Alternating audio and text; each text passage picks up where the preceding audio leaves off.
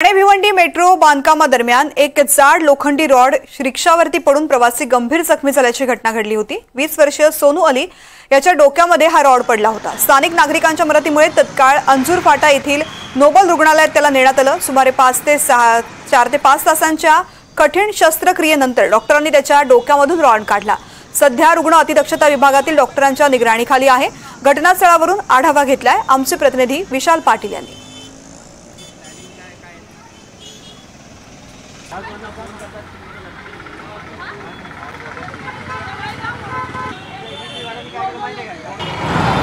भिवंडी येथे गेल्या काही वर्षांपासून मेट्रोचं काम चालू आहे। मात्र याच मेट्रोच्या कामावरती आता प्रश्नचिन्ह निर्माण झालेले आहेत। कारण का हे मेट्रोचं काम सुरू असताना एक लोखंडी रॉड सोनू अली नावच्या व्यक्तीवरती पडला आणि तो गंभीररित्या जखमी झालेला आहे। आता मी त्याच ठिकाणी आहे ज्या ठिकाणी हा लोखंडी रॉड पडला।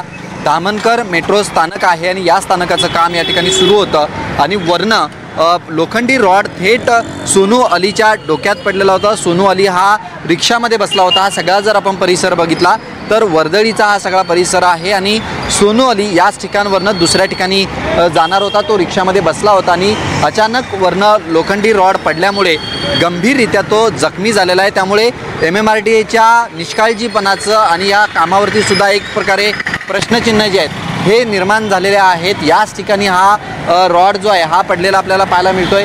एकंदरीत जर आपण या मेट्रोचं काम जर पाहिलं तर कुठल्याही प्रकारची एक सुरक्षा जी आहे ती या ठिकाणी आपल्याला पाहायला मिळत नाही। अनेक ठिकाणी अशाच पद्धतीनं काम जरी सुरू असलं तरी लोखंडी रॉड जे आहेत ते असेच सोडलेले आपल्याला पाहायला मिळतात आणि अशाच पद्धतीनं एक मोठा जवळपास 5 ते 6 फुटापर्यंतचा लोखंडी रॉड हा रिक्षात बसलेल्या सोनू अली या 20 वर्षीय तरुणावरती पडला आणि त्याच्यावरती गंभीररित्या शस्त्रक्रियासुद्धा जी आहे ही करण्यात आलेली आहे। त्यामुळे एकंदरीत ह्या कामामुळे MMRDवरती जे आहेत हे सगळे प्रश्न जे आहेत हे निर्माण झालेले आहेत। मात्र सुदैवानं सोनू अली हा या अपघातातनं बचावलेला आहे। Video journalist अरुणचं Vishal Patil, NDTV Marathi, Bhiwandi.